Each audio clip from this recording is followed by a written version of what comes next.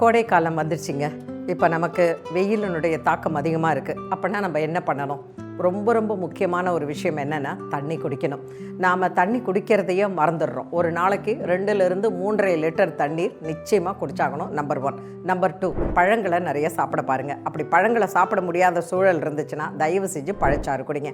அந்த பழச்சாறில் எந்த விதமான நீங்கள் கெமிக்கலோ ஆர்டிஃபிஷியல் கலர்ஸோ எதுவுமே இல்லாமல் சர்க்கரையும் சேர்க்காம பிளெயின் பழச்சாறு குடிங்க. அடுத்தது மோர், இளநீர், நீராகாரம். இது 3 கட்டாயமாக எடுத்துக்கோங்க. ஒவ்வொரு நாள் ஒன்று எடுத்துக்கோங்க. 5வது, நீர்ச்சத்து உள்ள காய்கறிகள், அதாவது வெள்ளரிக்காய், சுரைக்காய், வாழைத்தண்டு, சௌ, பூசணிக்காய், இந்த மாதிரி நிறைய நீர்ச்சத்து உள்ள காய்கறிகளை எடுத்துக்கோங்க. அடுத்தது பழங்கள் அப்படின்னு பார்த்தீங்கன்னா ரொம்ப ஸ்வீட்டாக இருக்க பழமாக இல்லாமல் நீர்ச்சத்து அதிகமுள்ள பழங்களான கிர்னி பழம், வாட்டர்மெலான் இதெல்லாம் அதிகமாக எடுத்துக்கோங்க. லாஸ்ட் அண்ட் லீஸ்ட் ரொம்ப முக்கியமானது என்ன அப்படின்னு பார்த்தீங்கன்னா, இந்த கோடை காலத்தில் தான் நம்மளுடைய உடம்பில் இருக்கக்கூடிய வியர்வை அதிகமாக வெளியேறி நம்ம எக்ஸசைஸ் பண்ணுறதுக்கு சரியான ஒரு டைமாக இருக்கும். நல்ல எக்ஸசைஸ் பண்ணுங்கள்.